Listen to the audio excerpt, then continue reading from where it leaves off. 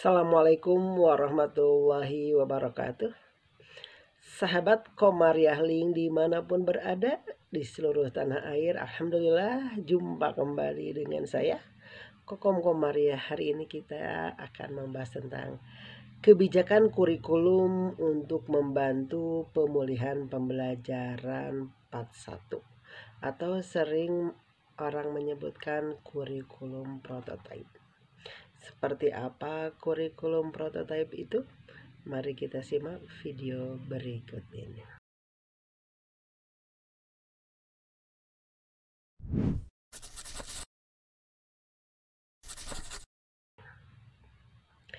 Assalamualaikum warahmatullahi wabarakatuh.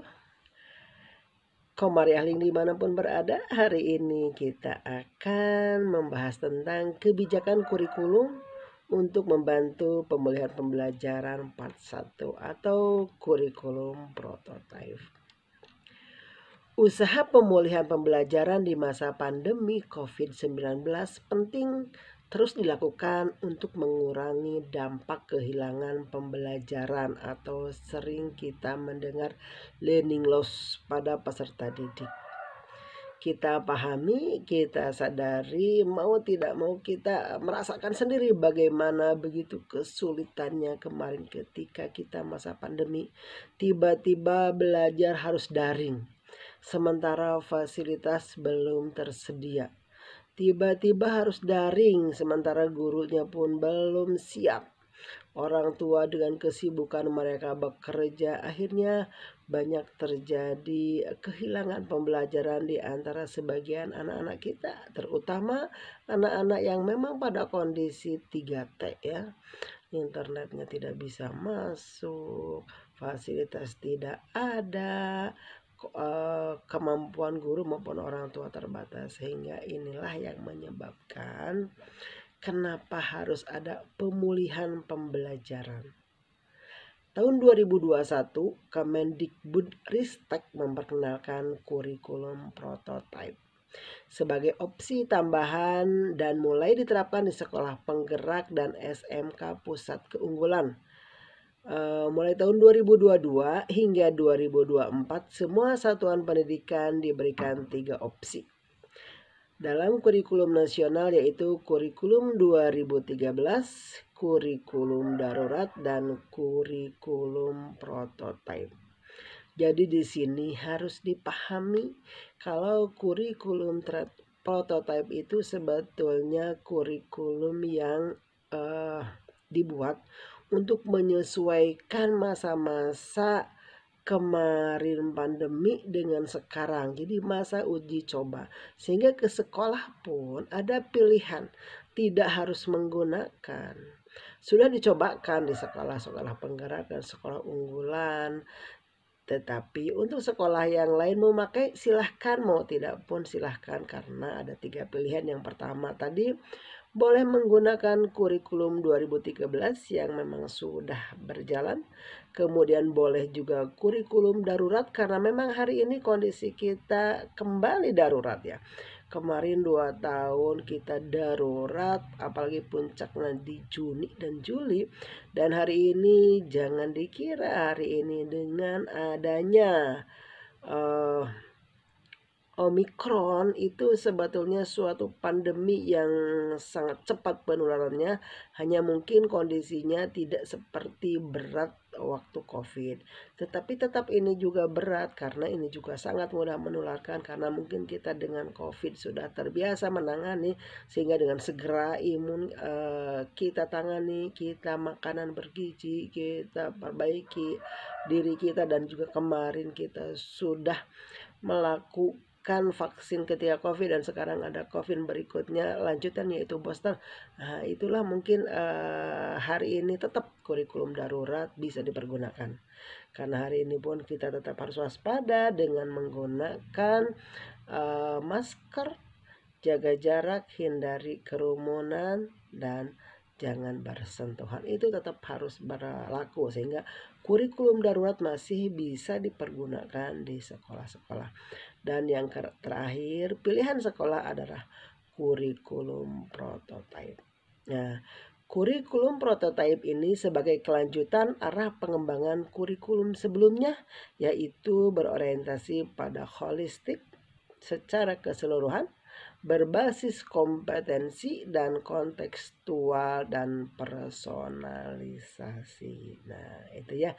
Jadi itu sedikit perkenalan bahwa kurikulum prototipe atau pemulihan ini masih merupakan pilihan, bukan suatu keharusan, dan nanti di 2024 baru akan diputuskan akan seperti apa kurikulum nasional kita.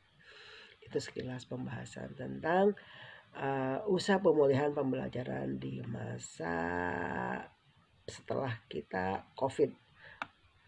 Selanjutnya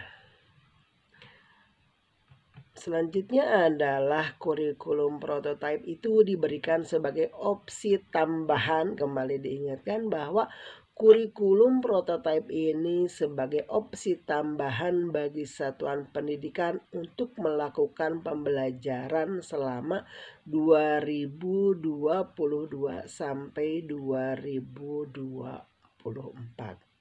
Kebijakan kurikulum nasional akan diuji ulang tahun 2024.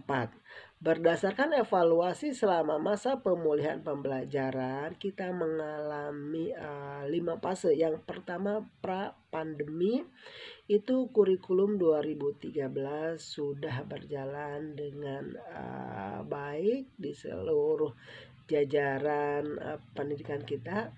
Tiba-tiba timbul pandemi di tahun 2020-2021, kurikulum 2013 dan kurikulum darurat yang disederhanakan ini dipilihan kembali. Kemudian masa pandemi 2021-2022, kurikulum 2013, kurikulum darurat, dan kurikulum prototipe di sekolah-sekolah penggerak dan SMK unggulan. Ini dari tahun 2021 sudah mulai dikenalkan. Kemudian pemulihan pembelajaran tahun 2022 sampai 2024, di mana kurikulum 2013, kurikulum darurat, dan kurikulum prototipe sebagai opsi bagi semua satuan pendidikan. Mungkin di sini ada yang bertanya, kalau opsi artinya sekolah bebas memilih? Ya, bebas, karena memang kita kembali ke pembahasan sebelumnya, kita adalah sekolah merdeka. Kita punya kewenangan untuk memilih, kita punya kewenangan untuk berkreativitas sesuai dengan arah kebijakan kurikulum kita bangsa Indonesia ya. Jadi silahkan itu guru sekolah untuk memilih. Nanti ketika bagaimana ujiannya, kita ujian sekolah masing-masing yang melaksanakan. Yang kita nilai bersama adalah AKM. AKM tidak ada kaitannya nanti dengan mata pelajaran. Yaitu seringkali terjadi beberapa pertanyaan, termasuk nanti bagaimana rapot. Sementara ini rapot sudah dibentuk sedemikian rupa oleh kota kabupaten masing-masing.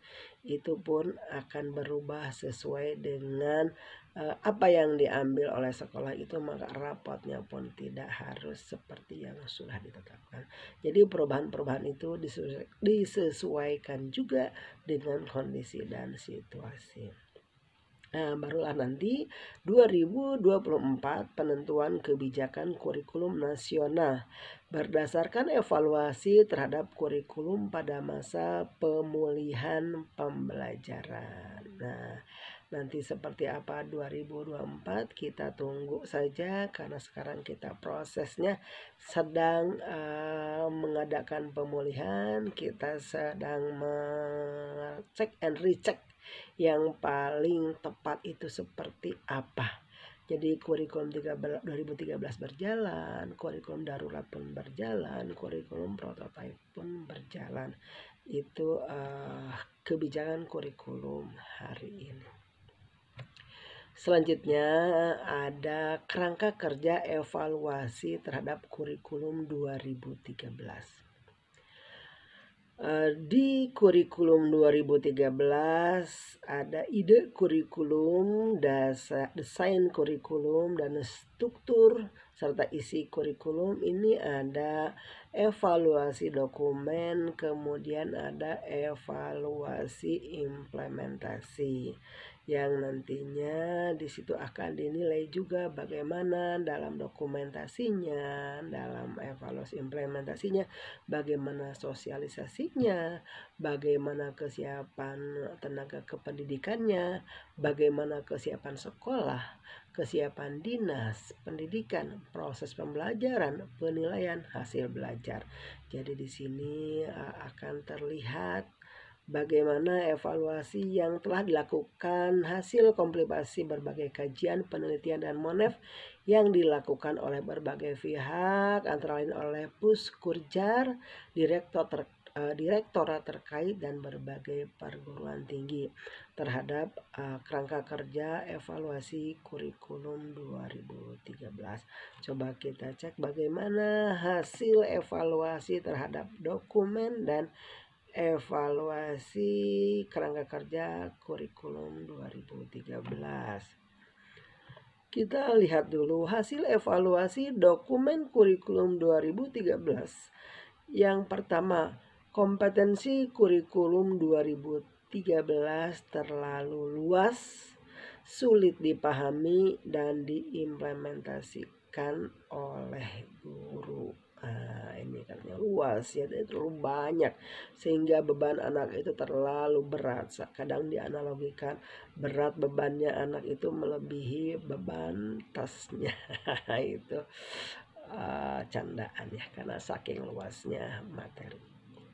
Yang kedua, kurikulum yang dirumuskan secara nasional belum disesuaikan sepenuhnya oleh satuan pendidikan dengan situasi dan kebutuhan satuan pendidikan, daerah, dan peserta didik. Ya, jadi belum disesuaikan sepenuhnya oleh satuan pendidikan. Jadi kalau di sini terlihat sepertinya satuan pendidikan masih textbook manual apa yang diberikan oleh pemerintah, oleh pusat, maka itu yang dipakai. Padahal seharusnya disesuaikan dengan situasi kondisi daerah masing-masing, karena setiap sekolah, setiap daerah, setiap satuan pendidikan mempunyai keunggulan berbeda, mempunyai kelebihan serta kekurangan yang tentu saja berbeda, dan juga sarana fasilitas yang berbeda. Yang ketiga, mapel informatika bersifat pilihan. Padahal kompetensi teknologi merupakan salah satu kompetensi penting yang perlu dimiliki oleh peserta didik pada abad 21. Ya, ini sangat kita pahami ya hari ini bagaimana perkembangan teknologi, bahkan mungkin tidak tiap bulan, bukan juga tiap hari, tiap jam, tiap menit, tiap detik itu terjadi lonjakan perubahan-perubahan. Maka kita harus mempelajari teknologi, sementara pada kurikulum sebelumnya hanyalah bersifat pilihan. Pengaturan jam belajar menggunakan satuan minggu per minggu tidak memberikan keleluasaan kepada satuan pendidikan untuk mengatur pelaksanaan mata pelajaran dan menyusun kalender pendidikan. Akibatnya kegiatan pembelajaran menjadi padat. Nah, ini kelihatan mungkin ya yang biasa membuat dari struktur kurikulum dibuat ke jam pelajaran, maka dipaksakan. Misalnya kalau di SD itu jam pelajaran yang 2 shift sudah sangat sulit. Kenapa? Karena misalnya dengan IPA 4 jam, matematika, bahasa Indonesia 4 jam, IPS dan sebagainya ya, dengan pengaturan jam yang begitu banyak. Sementara waktu terbatas, itu paling kalau menurut jumlah jam pelajaran dan jumlah mata pelajaran yang harus diambil, itu jam 2 anak-anak harus sudah baru bisa keluar dari kelas. Sementara Yang sore itu tidak kebagi. Itu terasa ketika dulu saya mengatur untuk di SD ini sangat sulit sekali. Jadi akhirnya dipepetkan waktunya dan itu akibatnya memang seperti apa ya, kurang tercapai tujuannya.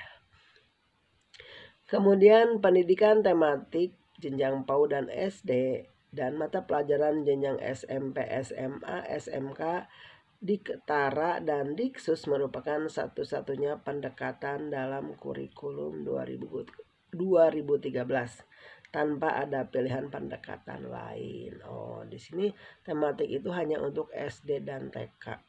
Sementara SMP, SMA, SMK dan lain-lainnya bersifat mata pelajaran. Jadi hanya dipatok itu maksudnya. Tidak ada pilihan SD, PAUD, tematik, SMP, SMA dan lainnya per mata pelajaran. Jadi tidak ada pilihan pendekatan lain. Struktur kurikulum pada jenjang SMA yang memuat mata pelajaran pilihan atau peminatan kurang memberikan keleluasaan bagi siswa untuk memilih selain peminatan IPA, IPS atau bahasa. Gengsi peminatan juga di persepsi hierarki. Oh, jadi di sini mungkin kok pilihannya cuma IPA, IPS dan bahasa. Gak ada yang lain. Nah, di sini mungkin kurang leluasa peserta didik tingkat SMA dalam menentukan pilihan. Nah, itulah hasil evaluasi dokumentasi dari kurikulum 2013. Kita akan melihat bagaimana hasil evaluasi implementasi kurikulum 2013.